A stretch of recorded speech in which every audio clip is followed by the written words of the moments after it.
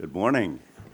And I hope you all slept well, especially those of you who went 35 hours in between. But welcome this morning to this session on what does it take to be a Buddhist minister. So we're going to be talking about MDiv programs and other programs in preparation for ministry. I have a very distinguished panel that I'll introduce in a moment. And our plan is somewhat similar, though a little different from last night.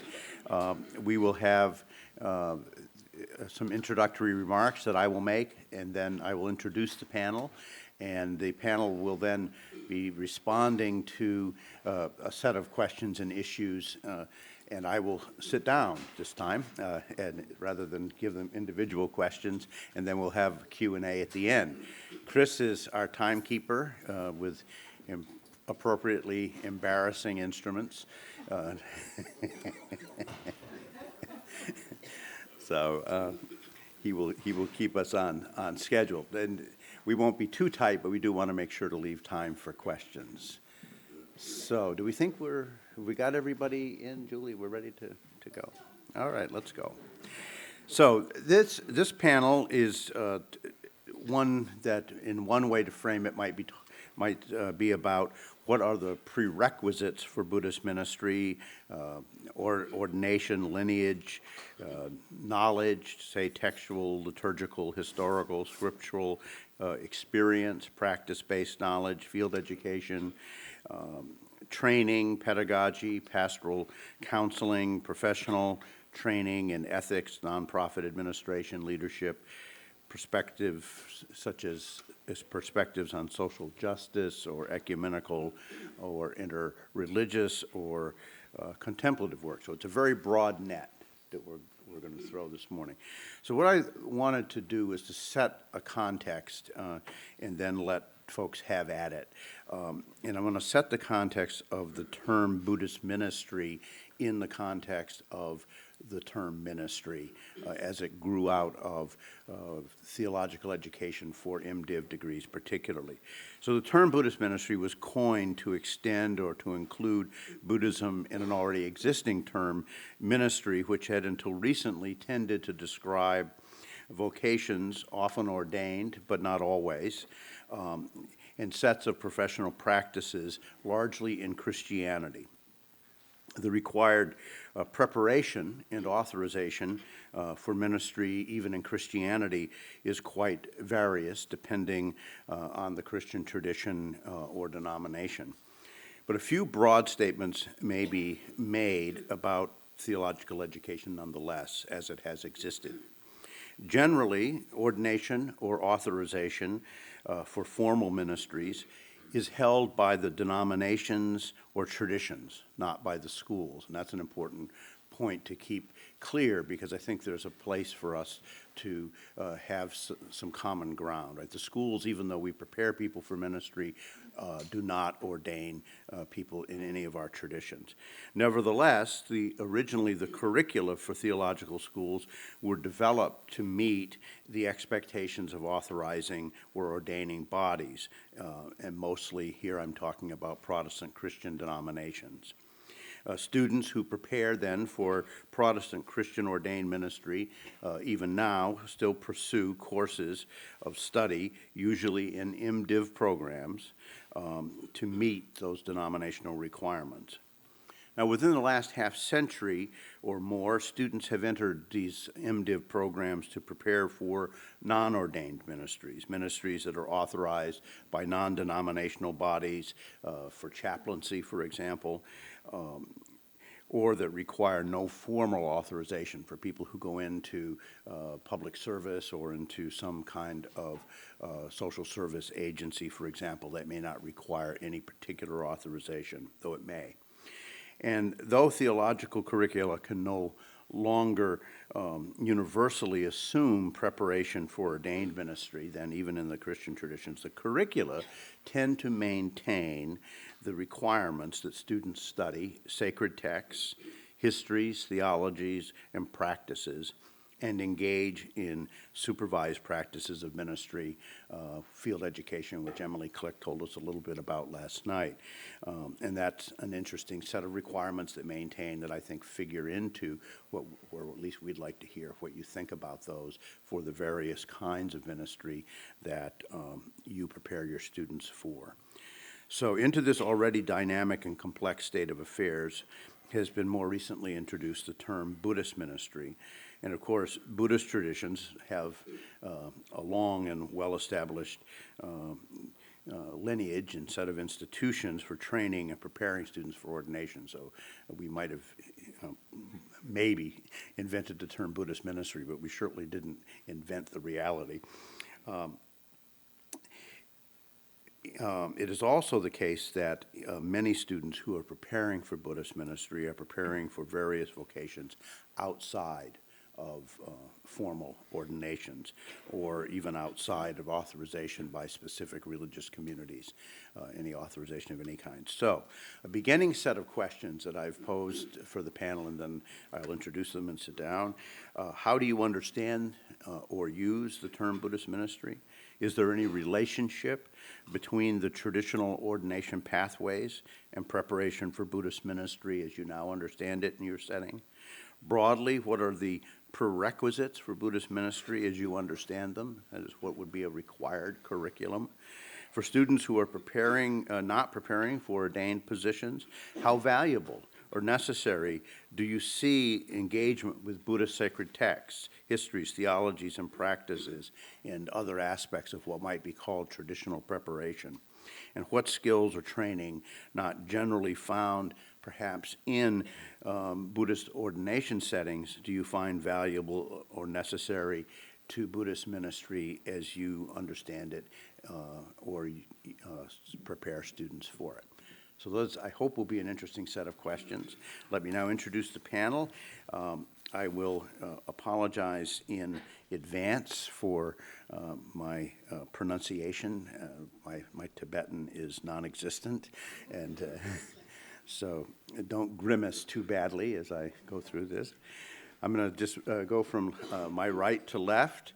John Makransky is Associate Professor of Buddhism and Comparative Theology at Boston College, Senior Academic Advisor at Kathmandu University's Center for Buddhist Studies in Nepal, and guiding teacher of the Foundation for Active Compassion, which teaches meditations of compassion and wisdom adapted from Tibetan Buddhism to teachers, healthcare givers, psychotherapists, social workers, and social activists. John's academic writings focus on the connections between doctrine and practice in Indian and Tibetan Buddhism, on adapting Buddhist perspectives and practices for contemporary applications, and on theoretical issues in interfaith learning from a Buddhist perspective. John, thank you. And next is Richard K. Payne. He's the Dean and Yehan Numata Professor of Japanese Buddhist Studies at the Institute of Buddhist Studies in Berkeley. The IBS is affiliated with both the Graduate Theological Union in Berkeley and Ryokoku University in Kyoto.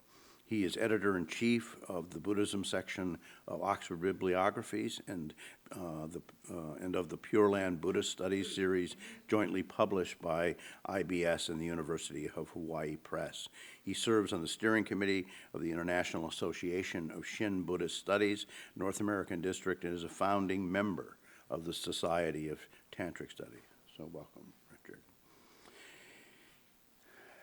Yangsi Rinpoche is president and professor of Buddhist Studies at Maitripa College in Portland, Oregon, recognized at the age of 6 as the reincarnation of Geshe Gawang Gundun Rinpoche, trained in the traditional monastic system for over 25 years, and in 1995 graduated with the highest degree of Geshe Larampa at Sarah J. Monastery in South India.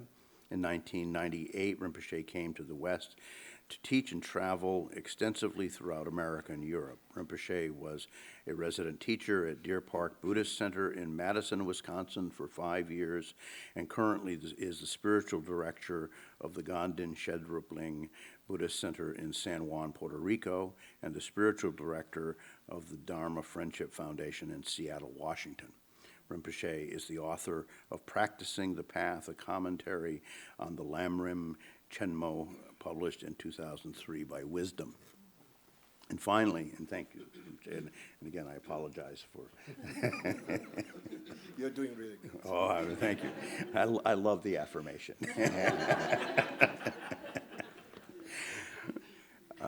Judith Zimmer-Brown is a distinguished professor of contemplative and religious studies at Naropa University in Boulder, Colorado, and Arkaya with Shambhala International. She co-founded the pioneering Buddhist-based Masters of Divinity program at Naropa and teaches scripture, philosophy, and interreligious dialogue for the program. Her books are Benedict's Dharma, Buddhist Comments on the Rule of St. Benedict, Dakini's Warm Breath, and with Fran Grace, an edited collection called Meditation and the Classroom, Contemplative Pedagogy for Religious Studies. So it's a distinguished panel that I'm very, very eager to hear their comments about, and would you join me in welcoming them?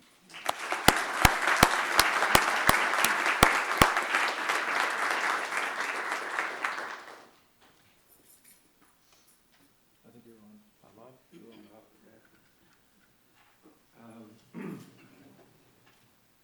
Thank you, Dudley, and welcome everybody. In addition to Dudley's questions that he just raised, we had some, I think, really good foundational questions that came up last night. I just want to repeat them because I think if we hold them in mind, then what I'll describe as one example of a kind of an emergence of applied Buddhism in the context in which I work, you'll notice the threads of those questions running through everything I'm describing. And questions about how to hold where those questions are pointing together is in process of being worked out as we go. So some of the questions that came up last night, one was training in Buddhist ministry is a training in what? Buddhist thought and practice, social scientific disciplines, professional social service trainings, and so forth, nonprofit management, et cetera, what? Another question that was raised last night by Bhikkhu Bodhi is Buddhism, I'm rephrasing though, so forgive. Is Buddhism, as it is increasingly drawn upon to meet needs of the secularized West, becoming just a secular adaptation? Or can it continue to be a vehicle of spiritual liberation? Or perhaps today it has to be both, if it is to do either really well. For that, I'm just adding this, it didn't come up last night, but just to throw it in. We who are involved in applied Buddhism or Buddhist ministry need to keep connected to our Buddhist communities and to the learned and deeply practiced Buddhist teachers of those communities, behind and beyond ourselves. Another issue came up last night, Ruben Habito raised for us. Another key purpose of Buddhist ministry, he said, in our time is to learn to be a resource for deep interreligious engagement and learning. And Angel Kyoto Williams, I think she raised last night, importance of establishing ways to learn from teachers emerging from within Buddhist communities from the margins of our societies. I think that was implicit in what she was raising. That is learning from teachers who are now emerging from the margins of normative societies. All these issues are a field of exploration. There isn't any simple final question to them. In a sense, the process that I'm going to describe is an attempt to continue to work out what's implied by those kinds of questions. The organization that I work with, and I'll talk about just for a few minutes, is called the Foundation for Active Compassion. And I'm going to raise that up just as an example of a kind of applied Buddhist emergence, one kind of model or example that's trying to navigate among where those questions are pointing us. The Foundation for Active Compassion enters people who work in various social service professions in education, as K through 12 teachers, college professors, in healthcare, doctors, nurses, psychiatrists, etc., social work, mental health, enters people in those professions into a pattern of contemplative practice, which we call innate compassion training. Innate compassion training has been adapted from Tibetan Buddhist patterns of contemplative practice in 3 basic modes. The first mode can be called receiving love and compassion, or it can also be called being seen in our deep dignity and worth and potential. The second mode can be called extending love and compassion to many others beyond in-group, out-group boundaries, learning to do that. Can also be called seeing others in their deep dignity and worth and potential beyond in-group, out-group labels. And the third mode is letting be, or settling deeply into the nature of mind with its capacities of affection, kindness, compassion, equanimity, wisdom, and so forth. Those are the 3 modes of innate compassion training. That basic pattern in 3 modes is adapted from Tibetan practice. The argument here is that it's a discernible pattern within the practice of Ngundro, foundational Tibetan Buddhist Vajrayana practices, and indeed within Keirim Tsogrim, within the pattern of tantric practice in Tibetan Buddhism, but here adapted for secular application. Initially, I developed the innate compassion training with much input from my own Buddhist teachers and communities for use in Buddhist meditation retreats to help empower Western Buddhists in their learning and in their practice, to help Western Buddhists catch on more experientially to what it is that they're being entered into in the different forms of Buddhist thought and practice. Many social service professionals attended these retreats and over time began to request that the innate compassion training that we had introduced into them be taken beyond the world of Buddhist retreats into secular social service settings for teachers, nurses, doctors, social workers, psychiatrists, and therapists, social ecological justice activists, hospice volunteers, and prison chaplains, and so forth. And many of these people came to Buddhist retreats to deepen their spiritual lives and thereby to empower their lives of service to others by cultivating their capacities for inner healing, deepening calm, affection for people beyond in or out groups, empathy, discernment, emotional resiliency to avoid empathic distress and burnout.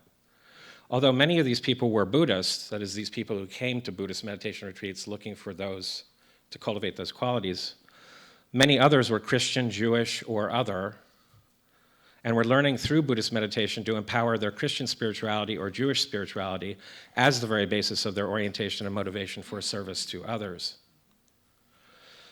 The institutional form then that this began to take as I and others that I had worked with in Buddhist meditation retreats began to step out of the Buddhist meditation retreat world into the secular world of social service. We founded this organization 7 years ago.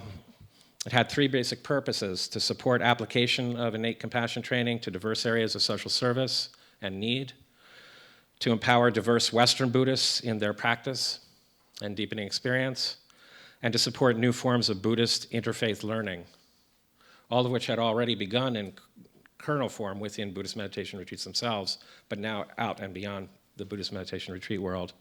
The Foundation for Active Compassion today includes a team of 36 meditation teachers that have been training in this over the years, that teach innate compassion training in 20 meditation groups around the US and in diverse social service and interfaith settings. Most of the meditation teachers are Buddhists who met innate compassion training in Buddhist retreats and had prior training in social service professions.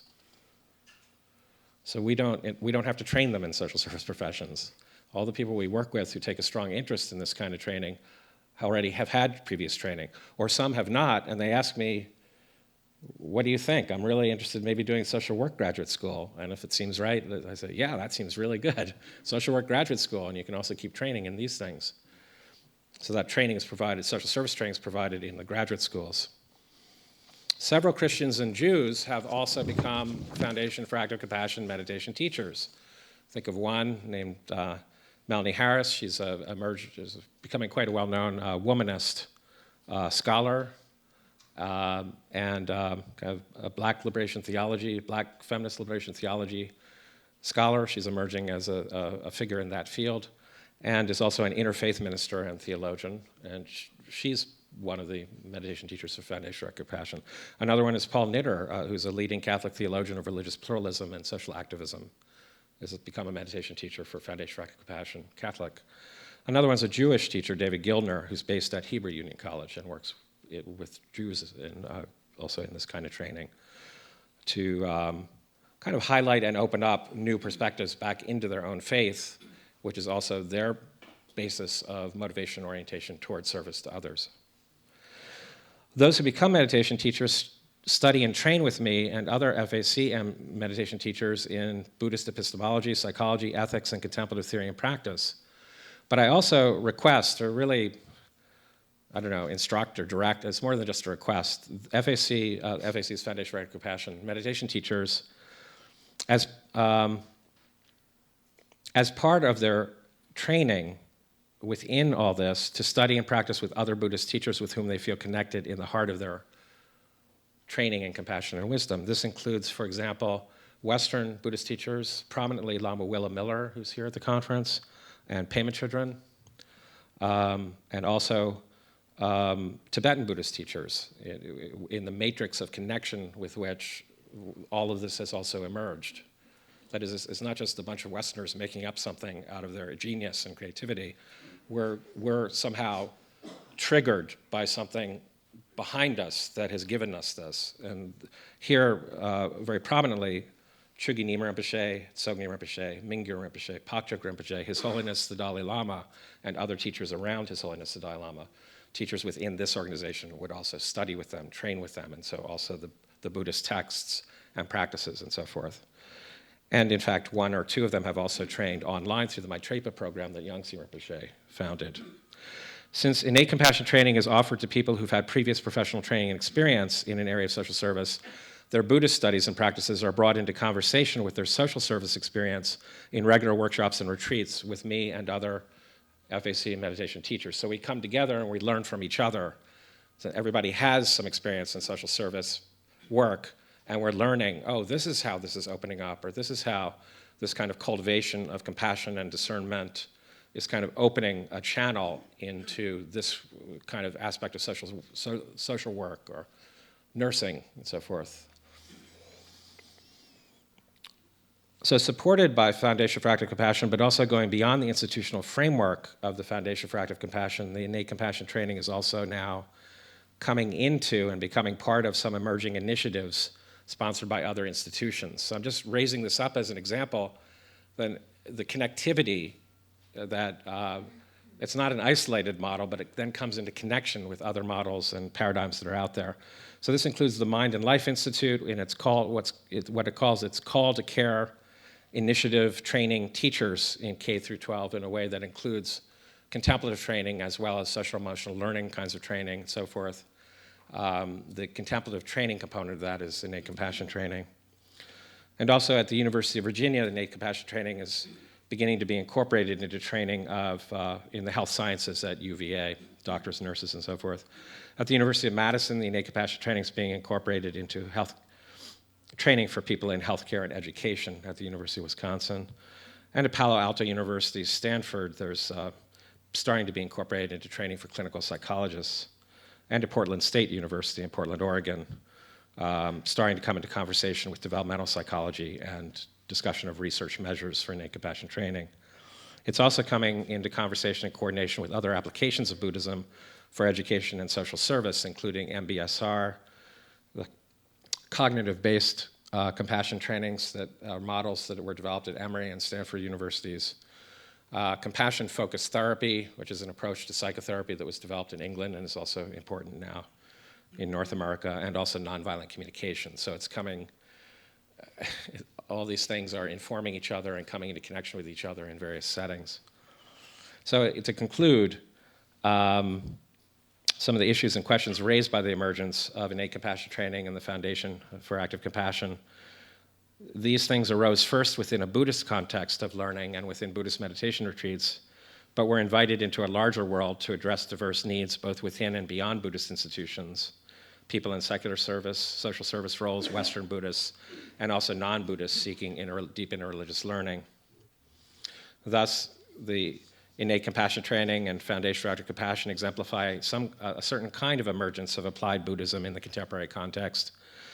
And what do these origins of this kind of development, the diversity of needs that it's being asked to address, the diverse kinds of institution and community that it engages in Buddhist interdisciplinary and interreligious settings, tell us about the questions that we're now engaging? And in that light, the questions that I opened my talk with come back upon us. Training in Buddhist ministry is a training in what? That's the beginning of an answer, but it's only the beginning. That's very much in development. Buddhist thought and practice, social and so forth. Is Buddhism, as it is increasingly drawn upon to meet needs of the secularized West, becoming just a secular adaptation, or can it continue to be a vehicle of spiritual liberation? It's partly for this reason that it's considered critical that students of innate compassion training are connecting to Asian Buddhist teaching communities behind us, that we don't detach from them and become something else called a Western thing.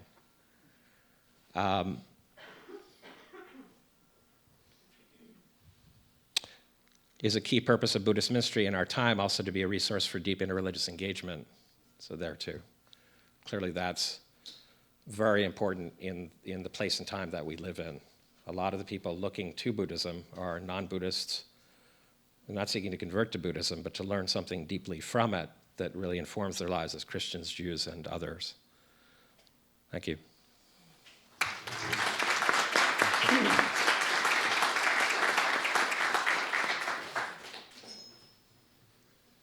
Good morning. I would like to first express my thanks to the organizers of this conference, to the Ho Family Foundation, to Harvard Divinity School, and to the Buddhist Ministry Initiative Committee. I think it's a wonderful opportunity, and I feel honored to be with you all here today. In response to the questions posed by Professor Rose, I would like to distinguish between institutional goals as structured in the Institute of Buddhist Studies curriculum and my own personal goals for the intellectual development of my students. Institutionally, the Institute of Buddhist Studies serves as the seminary for the Buddhist Churches of America, which is the U.S. affiliate of the Jodo Shinshu Honpa Honganji-ha, commonly known as Nishi Honganji. This is a Pure Land tradition of Buddhism that came to the United States over a century ago. In addition to ministerial aspirants, the IBS also serves students seeking careers as Buddhist chaplains, those with interests in the academic study of Buddhism, and those with a personal interest in Buddhism who desire a systematic graduate-level program of study. We therefore maintain what may be an unusual balance between ministerial training and a pan-Buddhist educational model, including, for example, a certificate track in Theravada studies. For ministerial aspirants of the Buddhist Churches of America as such, our program of education nests with a program of more practical orientation that is organized and run by the church itself. In addition to that training program, our educational program, and that's a distinction that I think is important to keep in mind, the difference between training and education. Our educational program includes further practical skills and intellectual skills, as well as academic content. I've recently come to think of our program as a kind of educational three-dimensional space through which different students can chart their own course of studies to attain their own goals. Thus, much of what I have to say in the following applies to all of our students, no matter what their final orientation, what their orientation towards their final goal may be. In terms of the practical skills, intellectual skills, and academic content, one that I find very important to include in the curriculum is public speaking. This as a general skill that is something broader than homiletics. Also important is writing at the scope of a thesis project that is a sustained writing project. Some of these may seem obvious. Forgive me if I'm repeating the trivial. We also expect students to pursue language skills, either a modern foreign or a canonic language equivalent to 2 years of undergraduate coursework. This is also intended not only for the skill itself, but to familiarize students with the problems involved and the issues involved in translation. We require a course in Buddhist ethics and a 2-semester course of study on the Buddhist tradition, its history, covering both South Asia and East Asia. We find textual studies to also be important, close reading, critical techniques, interpretation and hermeneutics, and placing all of that within a historical context for the study of texts. Being part of the Graduate Theological Union gives us the opportunity to expect our students to take courses at other schools and so as to become familiar with other religious traditions directly. And included in this set of curricular goals is Buddhist thought, its history and development, and the contextual study of it that is including interactions with other traditions of thought and polemics.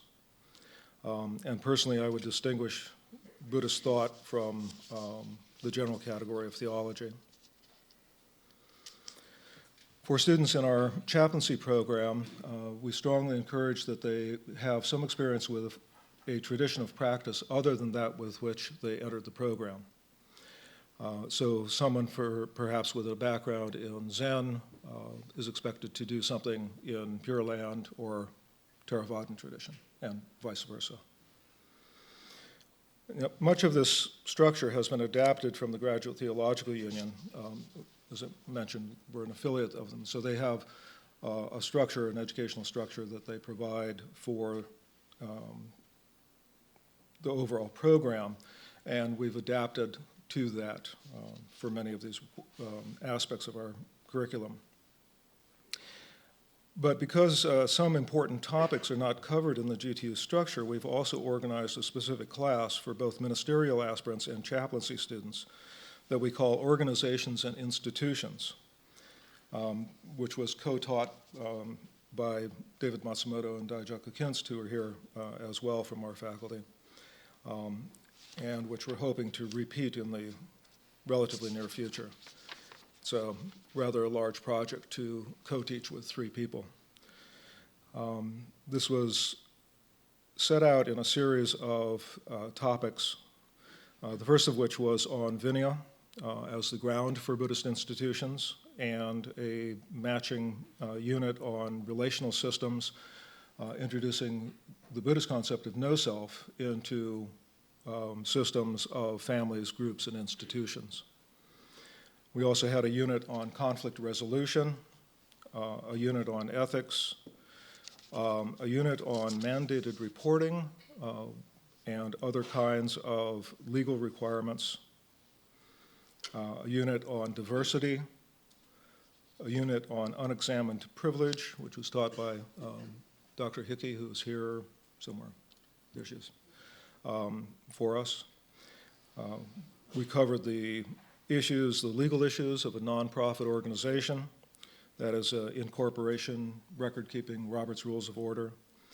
Reverend Matsumoto gave a section on Honganji law, which are the bylaws of the church in Japan that apply to the running of churches here in the United States. And we ended with a dynamic section on finances and fundraising. One of my personal favorites.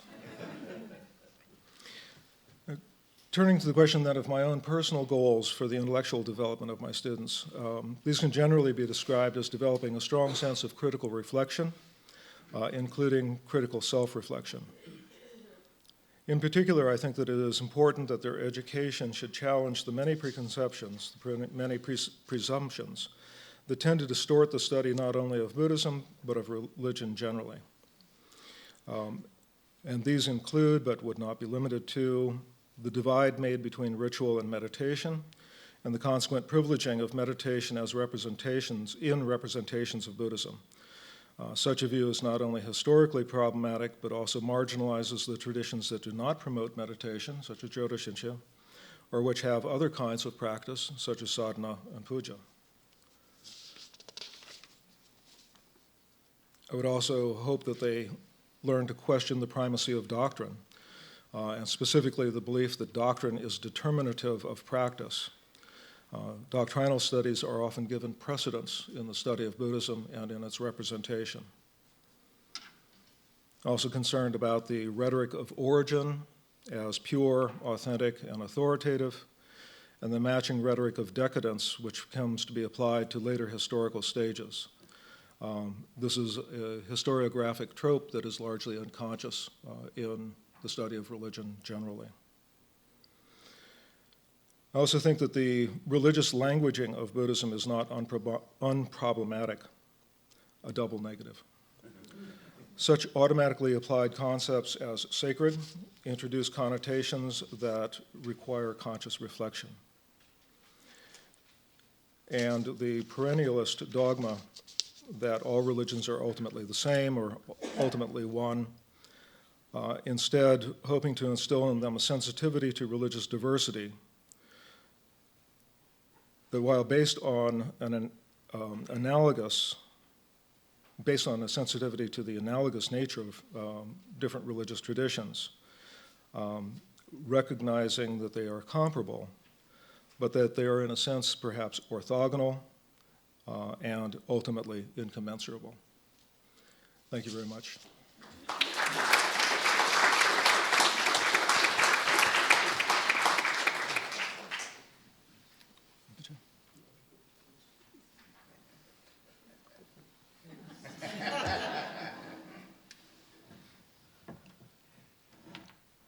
Save the best for last. Is this working? No.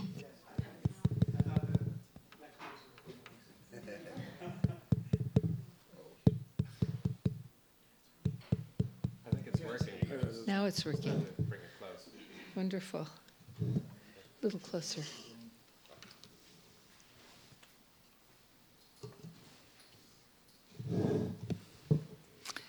Good morning, everyone. So I wanted to first thank the Harvard Divinity School for this delicious gathering. It's so wonderful to see so many people who I've known in separate contexts brought together in this conversation, and this is one that we've been yearning to have in Buddhist chaplaincy for some time. And I also want to thank the Robert Ho Foundation for funding it. It's very special to be able to be together over this time. I wanted to address the questions first by saying something about Naropa University's Masters of Divinity program. It's a divinity program that is a non-sectarian Buddhist MDiv, meaning that the training is firmly based in Buddhist doctrine and practice and tradition, but very broadly conceived. On the other hand, there is an emphasis on Tibetan Buddhism because of Naropa's history and its academic strengths, but we draw students from many different Buddhist traditions, and we draw non-Buddhist students who really would like to develop some kind of Buddhist formation and life, even if they don't eventually become Buddhists themselves. The program was founded in 2001, growing out of our Engage Buddhism MA program. The students in the MA Engage Buddhism program said, actually, we'd rather have a Masters of Divinity, please. So they're the ones who got us going in planning this. And 4 of the core faculty members at Naropa worked together with a group of students to develop the program, researching what was happening elsewhere, which was very little. At that point, IBS was pretty much it, and developing the program from there. We've gone through changes over the years, and now our curriculum is based upon the 9 competency areas from the Association for Professional Chaplains. It's a 3-year degree, 72 credits, fitting very much the standard number of credits for MDiv programs. The motivation for the program is very much coming out of the core injunction of the Buddha, asking his disciples to go forth and teach for the good of the many, for the happiness of many, out of compassion for the world, for the welfare, the good, and the happiness of gods and humans. So we're even doing chaplaincy for the gods. We use the term chaplaincy rather than ministry largely because we are coming from not an environment that is really holding a Christian view of ministry. And most of our graduates are really getting jobs in chaplaincy fields in a variety of fields, from hospitals and hospices to prisons to homeless shelters and the military. On the other hand, many of our graduates are also becoming leaders in Buddhist communities of various kinds. However, because Buddhist communities, for the most part, aren't providing a full-time livelihood for people with MDivs and ministry training, it's a little odd to call ministry the main goal of what we're doing. We have around 90 alums, and currently we have 29 students. We graduate between 8 and 9 MDiv students a year. We do not provide ordination. Our students seek ordination from a variety of lineages, depending what their lineage of practice is. Many of them do not seek ordination because it doesn't appear to be necessary for their employment. But we're not quite sure exactly the percentage of our alums that are doing chaplaincy-related work, but it's roughly 3/4 that are doing something in the chaplaincy field. Some go through the program and conclude they would never want to be a chaplain after doing their CPE internships. And we do use CPE as our main internship path, but we also have field education and settings in many different kinds of field education settings. So our students, our graduates, are also doing things in eco-chaplaincy, social activism. We have a number of Unitarian Buddhist ministers who are serving parishes, and some Buddhists that are like parish ministers, but usually not with a full-time salary. There are also a lot doing social service fields and leadership and direct care in other non-spiritual care fields. I wanted just to say a word about what, at least this is coming completely from me, even though I've been teaching in the chaplaincy program. I've been teaching at Naropa for 37 years. So I've been doing this work for a long time, and even when we were training people in Engaged Buddhism, we asked various people to give us some guidance about how to train Engaged Buddhists. And within 6 months, Bernie Glassman Roshi, Arya Ratna, and Sulak Shivaraksha said, expose them to suffering. And we think of our program as a way to expose them to suffering. Anyway, if people come into contact with their own personal suffering and the suffering of the world, they develop the kind of motivation that we're looking for. I think the hallmark of our program, and for Naropa University altogether, is that we integrate training in contemplative practice right within our curriculum as part of the academic training. There are always meditation requirements. People are introduced to a variety of Buddhist meditation practices, mindfulness awareness practices, compassion practices, analytic meditation practices. And so all of our students go through that training as integral to the curriculum. So thinking about what it takes to be a Buddhist minister, there are 4 areas I'd like to go over that are covered pretty much by our curriculum. There are probably other things, but the first one is Buddhist theology. And when I say Buddhist theology, I'm drawn very much by Jose Cabazon's description of the Buddhist theologian as standing at the intersection between 3 major areas, and I'm going to add a 4th. Mediating the Asian tradition, well-rooted in the training and perspective of our Asian lineages, first. Second, academic Buddhist studies and academic religious studies. Thirdly, popular Buddhism, which we're surrounded with, especially these days. And then I would like to add a 4th, and that's one's own personal contemplative journey. If we see the Buddhist theologian as really beginning to mediate these variety of areas and really developing a theological voice, this is an extremely important part of our own MDiv training. We ask students to really develop that theological voice based on the training in these 4 different areas. Second is interreligious literacy. And this means, of course, familiarity with the variety of religious manifestations and histories in America. Our students train in Buddhist theology, but they serve as interfaith chaplains in almost every single setting. So when Ruben Habito was talking last night about his Christian seminary students sitting with Buddhist families, our Buddhist students sit with Christian families at 90% of the time, helping them deal with the major crises of their lives. So our students learn the rosary and Christian prayers. They learn to ask the patients how they pray and join right in with them. They become really fluid in being able to serve the spiritual needs of the patients or their clients in whatever setting. We also train them in interreligious dialogue and a real understanding of exclusivism, inclusivism, and pluralism, developing a real ability to move interreligiously. And I teach them interreligious dialogue as a practice, and the majority of my students take this on enthusiastically as part of their Buddhist ministry work, constant interreligious dialogue. The main thing is that they could enter a Christian, a Catholic hospital and be perfectly at home with a Christian supervisor, able to move and translate, and have a Buddhist supervisor and a Christian supervisor in their CPE internships. The third area is pastoral skills. And there are lots of them, but for us, the foundation of it is meditative training, of being able to be present. And we teach a kind of pastoral care that's called the practice of basic attendance, which is bringing presence into the hospital room or wherever one is to sit with the client or the patient. We've been teaching this practice for decades at Naropa University.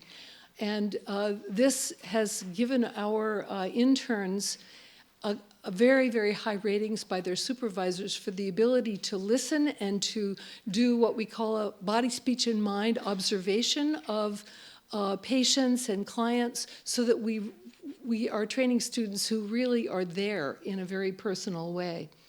Also, of course, pastoral counseling skills, listening skills, holding the space for their clients, learning how to skillfully intervene. We also teach the ritual and homiletic skills to be in these various kinds of environments. And our students, so they take homiletics, ritual, and religious education courses. The fourth area is equally important, and it's systems training, because our students are very keenly interested, and we are interested to have them learn skills for social change and for greater peace in the interlocking systems of oppression in the world. So they study a great deal about conflict and bias and privilege and power is very much part of our MDiv training.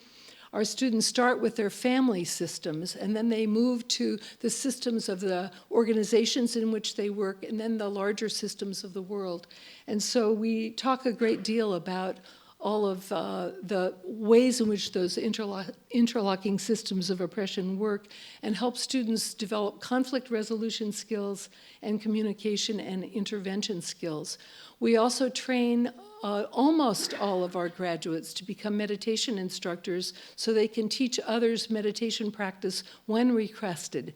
We encourage them not to do this as a matter of course, but to be able to become meditation instructors for those clients or family members who really ask for this as help. I'll close with questions that we are constantly considering at Naropa University. We're always a work in progress, and we have constant conversations about this. We're hiring a brand new MDiv faculty member this week, and we're hoping that he will say yes. So question number one is, aside from requirements for the professional field, is ordination really necessary for chaplaincy careers?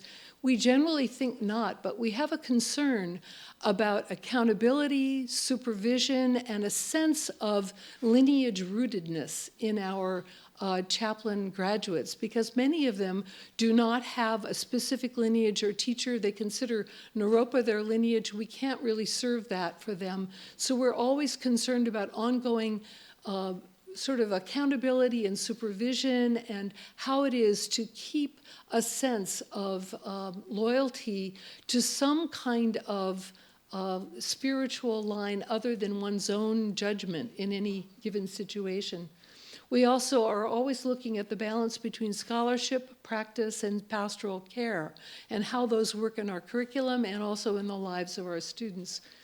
We are also very committed to developing Buddhist models of chaplaincy training, not just interfaith models, but really we're constantly looking at what do strands of the Buddhist tradition bring to models of pastoral counseling and homiletics. We're developing Buddhist homiletics classes. Well, there are a lot of Christians who teach homiletics, but what is a Buddhist homiletics class? What kind of Buddhist rituals do our students need to have in order to be effective chaplains?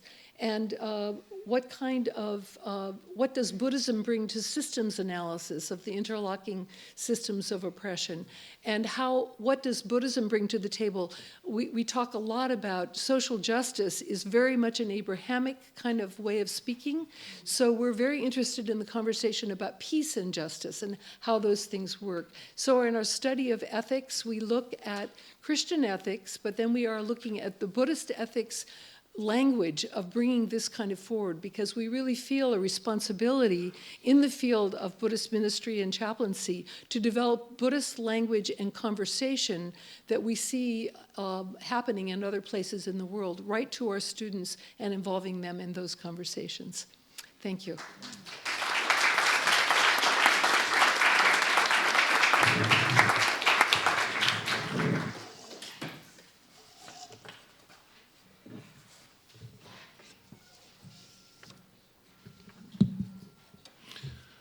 Okay, good morning. So I'm very honored to be in all the panels, and particularly Judith. You really well said everything. And I want to thank for Harvard, Janet, to organizing this conference. So anyway, I'm a bit nervous.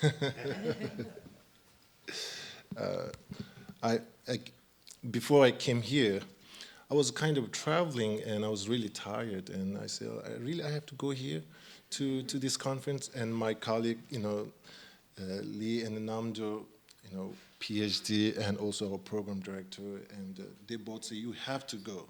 This is very important. You need to show up there. So anyway, I have nothing particularly organized, but basically thinking what we do basically I was kind of like how, maybe I'll talk a little bit a little bit confusing for me is a Buddhist ministry. I'll use this terminology, but I'll think in my mind Buddhist master, Buddhist teacher, because it's a little bit confusing, the terminology what I'm using and what I'm thinking in my mind, okay? So I'll a little bit talk about how, in the past, how they define Buddhist ministry, okay? Present, what's happening, and what the possibility in the future. And also I want to talk a little bit about the Buddhist ritual in the past, because Buddhist ministry is so much also have the element of a Buddhist ritual, and what the Buddhist past ritual and what's happening for the Buddhist future ritual also, particularly in the West. Okay, so now one thing right now in the Maitripa College, we have two program, Master of Divinity and the Master of Buddhist Arts Philosophy Study. Two programs running, and our graduates are from the MDiv program. Most of them is already senior practitioners. They are senior practitioners in the Tibetan Buddhism tradition, or they are senior practitioner in a Zen Buddhism tradition. So they are already in a kind of very experienced in their spiritual path. So therefore, when they enter into the a CPA training or in a chaplaincy, we are not facing too much challenge of ordination or endorsement and so on and so forth, because they already have the kind of like a speaks by their own experience of a spiritual path. So we don't have that much, how you say, challenge at this moment, but obviously we need to kind of prepare for the future, okay? So in our training, in the MDiv training, basically students have to go through the 3 key things in a scholarship. And basically in a scholarship, they have to go through the study of a Madhyamika study of Nagarjuna's text, and also, which is also need to be studied the Lamrim, and some of the all the philosophy studies of mind and mental factors and tenet systems. Of course, where they study those philosophy texts is not only from the Tibetan Buddhist scholars' perspective, but also they will study also Western contemplative writers, such as Jaffrey and Robert Thurman and John Makransky. His writings also students have to require to. So they will basically, students get education in the Buddhist philosophy from the Tibetan perspective, in the Tibetan scholar perspective, and Western scholar perspective, so they're getting kind of 2 flavor. Like for me, when I give a class, I will give a very much traditional style, and we have another professors, like sadly our Professor Jim Blumenthal, he was just passed away, but mostly he will give very much strong from the Western perspective, the academic training. So, scholarship and then the meditation is basically our students have to, whatever we discuss in our classroom, students require, my responsibility to bringing this all philosophical, how you say, theory into how to translate in a meditation setting. So students require in each class, philosophical class is integrated with the meditation class. So everybody have to go through sit together and do the meditation. And of course, with that meditation also requires students to have a weekly question regarding to that specific topic. And of course, every 4 weeks, they're required to bring their reflection into all their meditation. So of course, they have for the philosophy, we have a midterm and a final, but for the meditation, we do every 4-week reflection paper, so we can kind of navigate their journey where they are liking and where we need to kind of push more.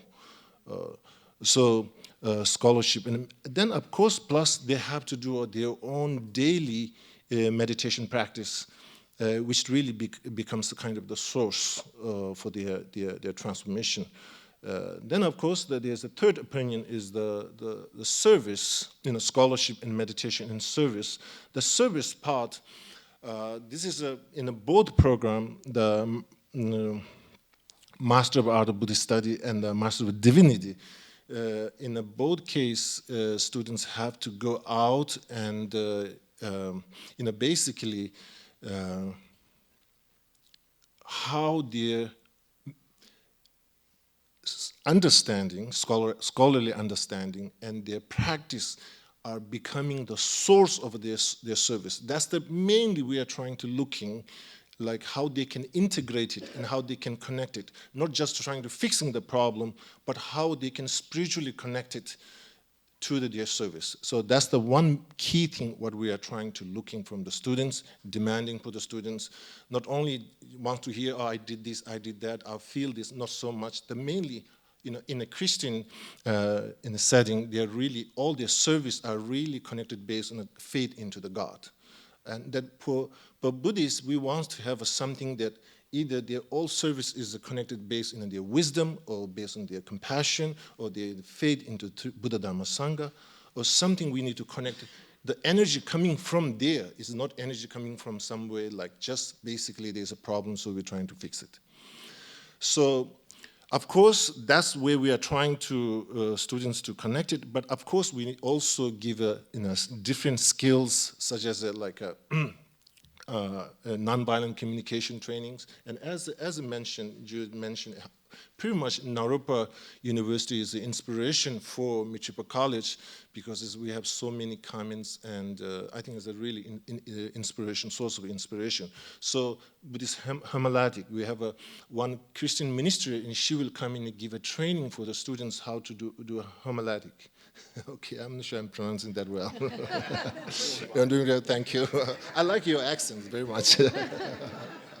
Okay, so,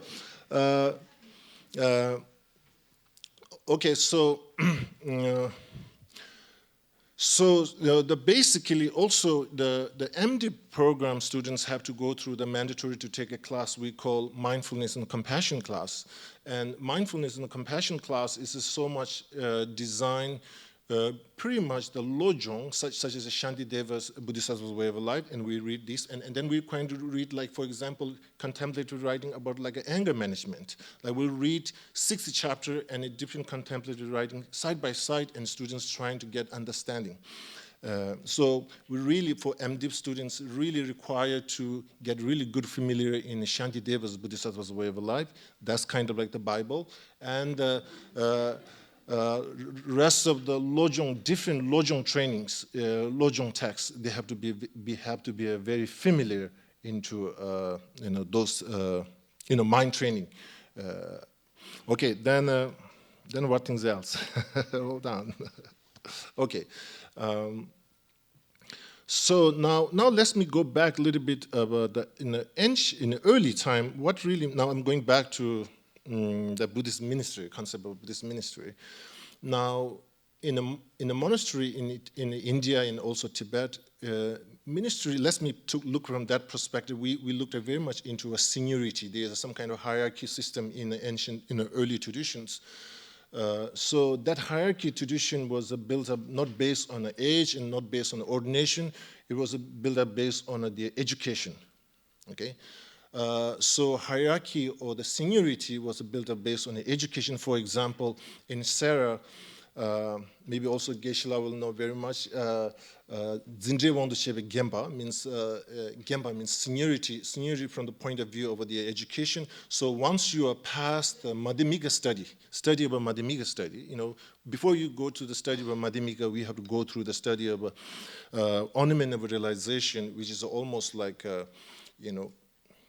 8 to 9 years study program. So after that, once you finish the Madhyamika study, Madhyamika studies goes for 4 years. So once you finish that, you kind of officially, from the monastery point of view, you become senior. You become senior. And that seniority is become somehow people look for advice, or people look for some kind of counseling for, somehow that becomes kind of like that education. The education becomes like kind of like a way they're defining as a seniority, okay?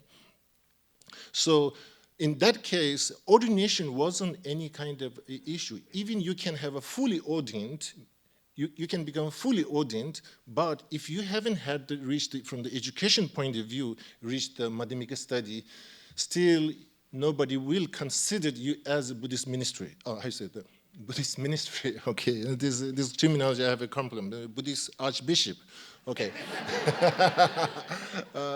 So it doesn't consider that. So education is one of the kind of like a study of a Madhyamika study becomes important, and the basis prior to that study of ornament of realization. So now, if I pull back that little bit, according to Maitreya's text, Suttaramkara, it defined the qualification of a Kalyana Mitra, the Gevi Shinyin, the master. It is with 10 qualification. And part of the 10 qualification, there's no endorsement, there's no ordination. Okay. So now, that 10 qualifications, I don't have to go through one by one, but usually way to summarize those 10 qualifications to become Buddhist ministry, or Mahayana Buddhist ministry, or Bodhisattvayana ministry. Maybe we'll say Bodhisattvayana ministry, okay? Let me use this terminology. Bodhisattvayana ministry, to become Bodhisattvayana ministry, I say basically three things. labasumgi keba, zumba, sanwa. Basically, kizun samsung 3 qualification. Keba means mastered, mastered in the wisdom aspect and the method aspect. Zumba means basically contained and contained, mastered and contained. Sanwa, kindness. Okay, so to become Bodhisattvayana ministry, Bodhisattvayana ministry, you have to have 3 qualifications: master, content, and what's that third one? Kindness. Okay, so again, in that aspect, it didn't have also the ordination endorsements and so on and so forth. Okay, in ancient time. Now also so here now the question comes: should we take that as a fundamental foundation for future Buddhist or Bodhisattvayana ministry to become, these 10 qualifications becomes kind of like a foundation or seeds, or these 3 things becomes foundation of seeds, so looking for future. So I think that will be the kind of like the way to look at it, looking into these different training. So again, over here, when you say training,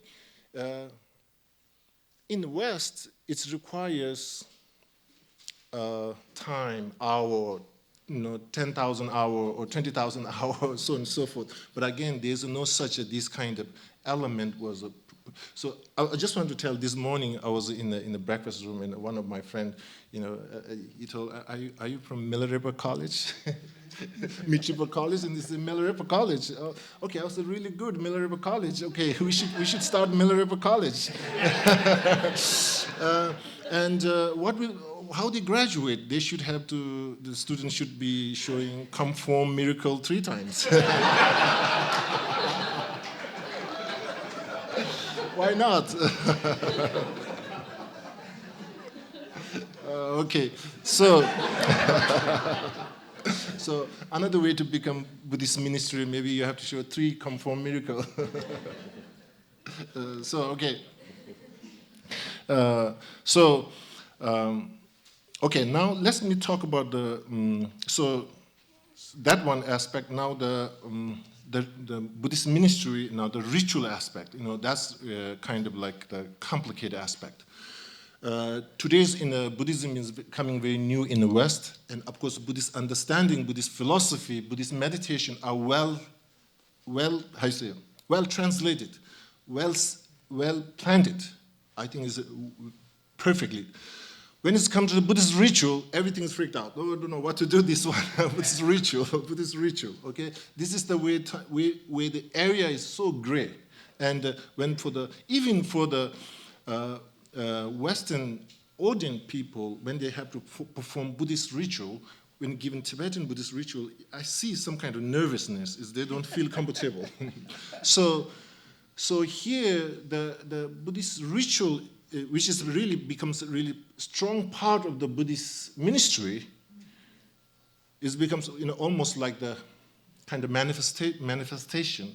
So here, this really becomes kind of like a very gray area. And in the Maitripa College, part of the MDiv students, they are required to take Buddhist rituals and ethics classes, and we're just trying to just generally give in structures and ideas and how they function, but not necessarily we give a specific training of how to do the Buddhist ritual itself, because it is still very early stages of is uncomfortable area, So we just give the classes into a general the philosophy behind the structure behind the ritual. So now one thing I want to talk about now what's going on over here? The ritual, what's happening? Sorry. Okay, I'll just 1 minute. I'll just finish in the ritual. Okay, I'll talk really quick. The ritual, the Buddhist ritual. I think all the Buddhist ritual in the past and present, what we have, it is very much method basis of a Buddhist ritual. So therefore, it has some kind of like a because of that, there's a culture aspect. Because of that, there's something, I think this becomes kind of like the obscuration for Buddhism in the West. They're not able to, kind of doing the ritual, okay? So part of the future Buddhist ministry to creating, we have to have a Buddhist ritual for the future. I hope this ritual will be mostly based in the wisdom, not in the method. With the wisdom energy, which is the feminine energy, okay? I think once we have that how you say, structure, obviously in a tantric ritual is all the time start with the wisdom. And the ritual starts with the wisdom. In a sutra and a ritual, most doesn't start with the wisdom. Okay, so it starts most with the method aspect. So, okay, anyway, so we hope for creating the ritual basis in the wisdom in the future. That will become the foundation of Buddhist ministry or Bodhisattvayana ministry. Thank you. Thank you.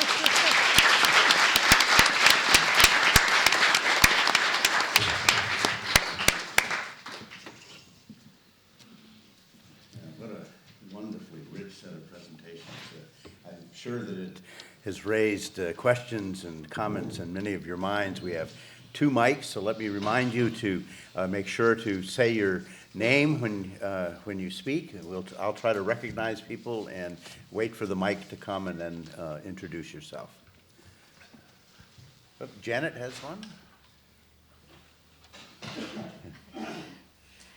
I also thought, thank all 4 of you. Each of you were so wonderful, and I learned so much and took so many notes. A theme that I was noticing, and especially in the last Yangsi Rinpoche's presentation, but all of you really, the whole question about ordination, about structure, and the way you framed it in wisdom and method. So one thing, if we were to, first of all, ordination in Buddhism means a very, very different thing, I think, than ordination in Christianity. And I'm not sure that it's necessarily the case that because ordination for Buddhism is primarily ordination according to the Vinaya, which is not necessarily to become a teacher per se. But my larger question is really about the place of structure and the place of wisdom, as you were thematizing it. And I guess one thing, to bring to the fore the wisdom side, of course, is very important and very rich and very crucial, but something about structure preserves the teaching of wisdom. When you went through the 3 qualities of a minister, the Bodhisattva minister, who has mastery, who has contentment, and has kindness. From the wisdom side, who can judge who has mastery, kindness, and wisdom? It's very difficult to judge that, and for that reason, I think that the human people have invented forms of examination or forms of recognition or endorsement for that reason. And another thing that just occurred to me as all of you were talking, you're coming out of educational programs, to a certain degree, I don't want to go too far with this, but a certain degree that getting a degree in an academic context is like a form of ordination too, in a way, by becoming a master of divinity or becoming a doctor of theology or a doctor of philosophy. But in some form or another, it seems that it's important to preserve these kinds of structures of evaluation and endorsement that come out of a community. It's sort of from the outside in, as opposed to the inside out. And in some ways, I feel like we need to have both. So that's just a comment, really, and I don't know if anybody wants to respond. I wanted to respond because I have my role at Naropa University, but I'm also an acharya in the Shambhala lineage, and I'm the dean of the Teachers Academy in charge of all the teachers of Shambhala International, which is a terrifying thought.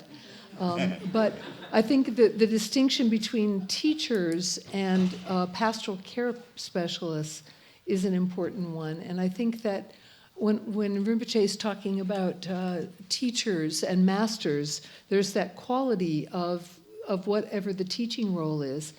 And in Shambhala, we have a role for chaplains. There's a chaplaincy ordination that is not, it's a lay ordination. It has nothing to do with teaching. It's for people who do weddings and funerals and ceremonies and do pastoral care in hospitals, helps them get them in the door of critical care units and that kind of thing.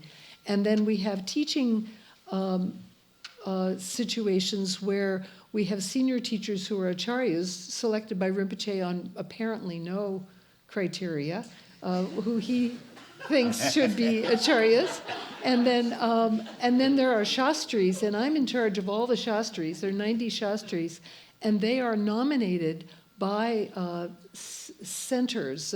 We have 90 from 90 different cities throughout Europe and South America and such. And my job is to vet the nominations and see if indeed they would be acceptable, and then take those nominations to Rinpoche and discussing each of the people with their photograph to see if he agrees that from his point of view, and then, so there's a kind of meeting in that kind of way. So it's a very interesting thing. Now, thankfully at Naropa, we don't have to deal with that because we're not doing ordination. But in my ordination role, and I'm the person who ordains the lay pastoral care chaplains, and I'm also the supervisor of the 90 shastris. And so that's how, it's sort of a combination of democratic and a kind of empowerment model. Yeah, I think pretty much similarly, let me put this way, like in Naropa and also in the Maitripa. Naropa have also with the Shambhala, and Maitripa have also a combination with the APMT, with a worldwide organization under the leadership of Lama Zopa Rinpoche. So, like for example, I have one student, he's a major in philosophy first. When he came to Maitripa, he said, I'm not Buddhist, but I'm interested to study Buddhist philosophy. And then, of course, he came to the program, and he's a very intelligent person. Then, somehow, end of the program, he became Buddhist. Somehow. Yeah, somehow he became, after the learning and understanding. And then he really wants to go to do a retreat in Solukhumbu, and he went through that whole retreat for 3 months, on the close to Mount Everest. Anyway, he came back, and now he's teaching, because of he's a graduate from the Maitripa College. It's kind of like from the APMT, this organization, Foundation Peaceable Mind and Tradition.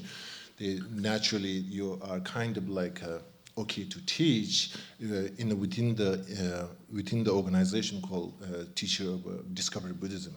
So he teach intensive different discovery Buddhism for different period of time, but he's really skilled it. He's very good at it, but still, when it comes to not only knowledge, but when it comes to personal journey, for example, students learn the knowledge from him, but when it comes to students' individual spiritual journey and have to discuss, and when students comes to him, he says, I don't feel comfortable for that.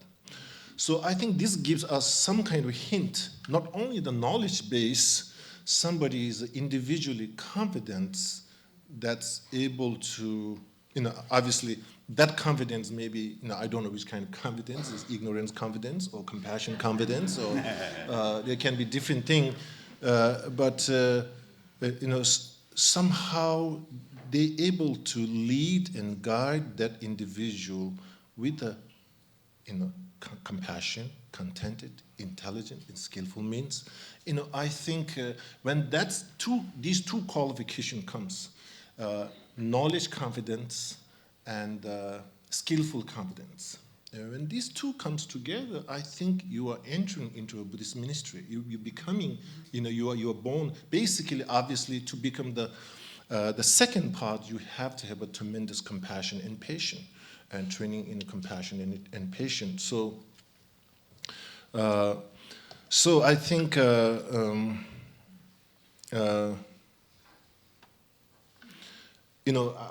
question that I'm understanding is how we going to judge that you are minister. I think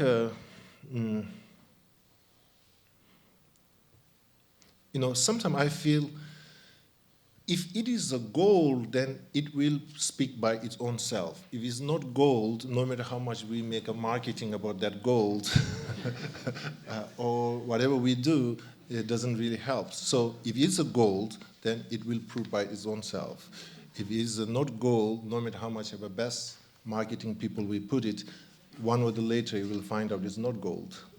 You want to engage the structure, wisdom? Oh, just that I think I really appreciate what Yangsi Rinpoche said there. One of the things that's nice about a different kind of institutional model like Foundation of Active Compassion is it's free-floating. And it basically establishes an institutional framework in which people can be held in process for decades. My own experience has been that I would say it took me at least 25 years to even begin to catch on to what it was I'd been studying for 25 years. So that's another part of the reality that's a little hard. How do we fit that into a 2-3 year MTS or MDiv program? But so in a way, we also have to be, I think, the possibility of having institutional structures that hold people. And really, I think both Judith and Yangsi Rinpoche were alluding to that. It's also part of the reason why I think it's really important to have a sense that we're coming out of, we were trained by Asian teachers held by Asian Buddhist communities. Anyone we meet that has happened, or their teacher or their teacher's teachers were trained by Asian Buddhist communities. So there's a depth of maturity and wisdom in the whole background behind us that needs to be conscious. And that establishes a wide framework of institutional holding, interdependence, and appreciation of each other through which students over decades can be held. In my case, again, it's also by Tibetan teachers, which widen out into all kinds of communities of interconnection according to people's own karmic connections, to be held for decades and to understand that that's what we're in this lifetime. It will take that long. Meanwhile, also, qualities are emerging, which can be translated with the help of mentors with experience into how we become, how we serve well in different contexts of so-called ministry, chaplaincy, and so forth. Thank you. I'm reflecting here that, personally, one of my greatest failures in my academic history had to do with not recognizing boundaries between my different functions. And this has come up in some of the courses, and what I'm concerned about is, I think that everyone here has dealt with this very well, but I've had students who seem to feel that they could merge the different functions and that they could have what in therapeutic terms is called a dual relationship. And I find that even with some students, trying to even communicate that that is in any way a problem was very difficult. And these were admittedly, one person in particular who was very power-oriented and wanted to have both a therapeutic relationship and a ministerial relationship with the same community of people. And so that's something that I think needs to be carefully articulated in the students' understanding of how to maintain separation of roles and relationships. Impressed with my colleagues here who seem to manage to do it. And as I say, that was one area in which I had a massive personal failure. So I speak from experience on that one. Are we out of time, Jimmy? Yeah, about 10 minutes. Another 10 minutes? Oh, great. Okay. Cheryl? And Mike? Okay, no, great. We'll just shorten the coffee break. Yeah, sounds good to me. So I'll make my question quick, and it's to anyone on the panel. After your last two comments, and then, John, you kind of pull it together for me. And one question I have out of your comments is, if you think about an academic institution such as our program, what would that lineage holding look like? And I see that as, at this point, I see that as a real gap. Can you hear me?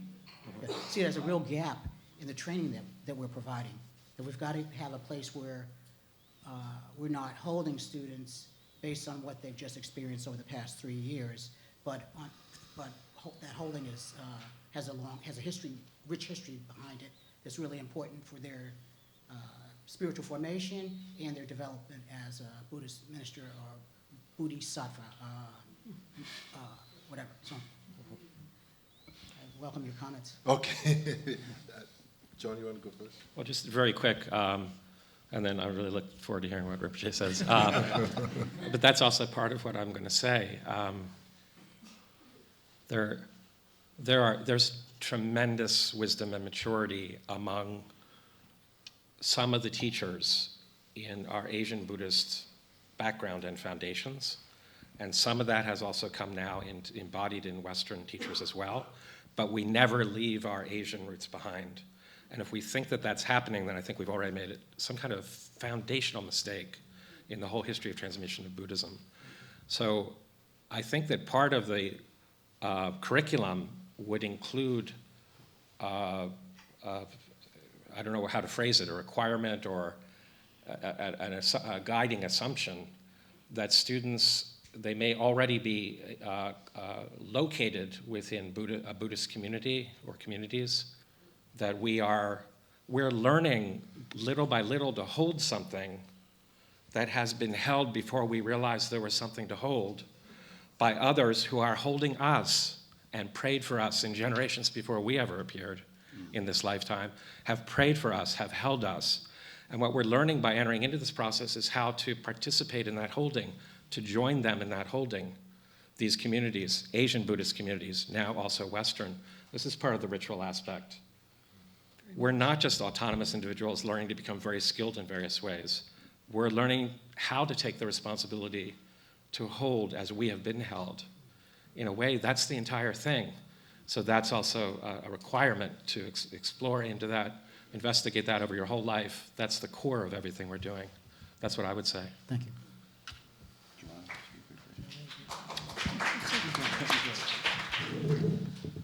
I think one other piece of that is that learning to hold a Buddhist lineage also means, we often find with our Naropa students, is healing their relationship with whatever lineage backgrounds they may have come from, their religion of origin or whatever to identify that religious identity isn't just a cut and dried thing. A lot of people come into Naropa saying, I'm a Buddhist, I'm a Buddhist. They've never connected with a teacher, they've never taken vows, they've practiced alone for many years.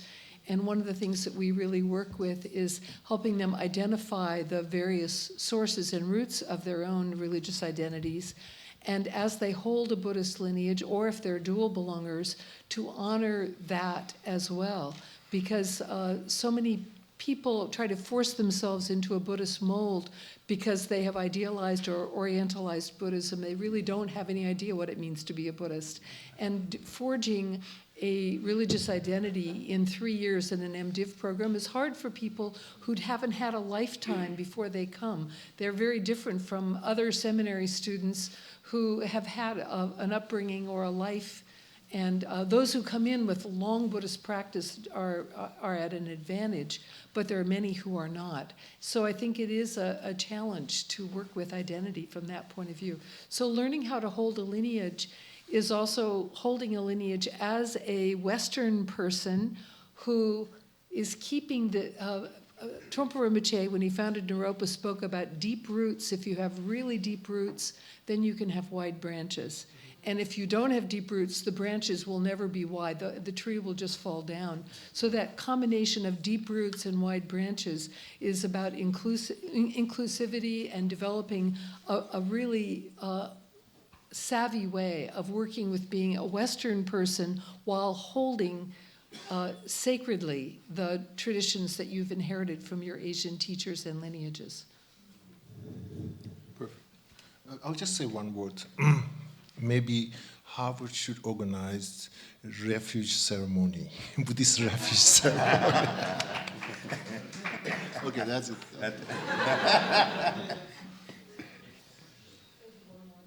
One more question? Okay, we have one up here.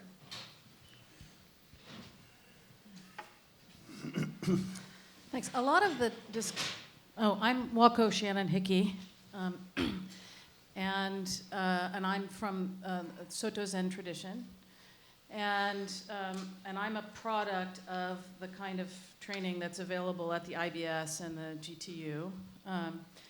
And a lot of the discussion has been really about spiritual qualities, spiritual formation of clergy candidates, which is so important. But I want to highlight something that Dr. Payne talked about in his personal goals for his students, having to do with a critical perspective.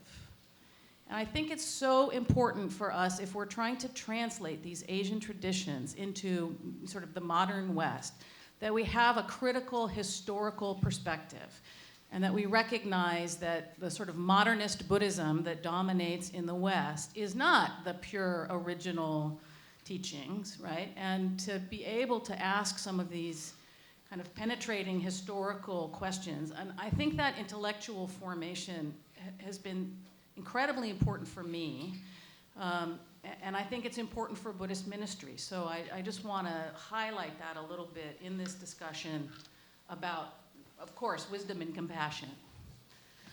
Richard, can I just ask you, you said that you, in your teaching, part of what you're doing is contextual studies of Buddhist thought, and you made a distinction between that and Buddhist theology. And I wonder if you could say a little bit more about what you meant by that. Actually, I was making a distinction between Buddhist thought and theology per se. I have a lot to say about it, and the essay is forthcoming. And the essay is called, "Why is Buddhist Theology a Bad Idea?"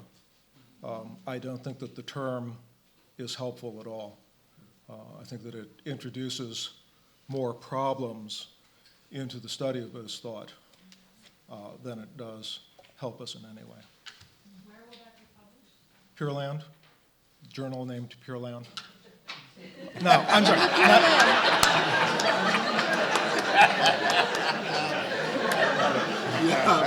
Would you be willing? Get you to consider being reborn, okay? Would you be willing to elaborate at all on that point? Would you be willing to elaborate at all on that? Which part, maybe? Why you think it's a bad idea and what the problems because it are? introduces concepts. Okay, the term was, the work was referenced, Cabazon et al., including John's work, in which the attempt was made to stipulatively redefine theology away from its roots in Christian thought.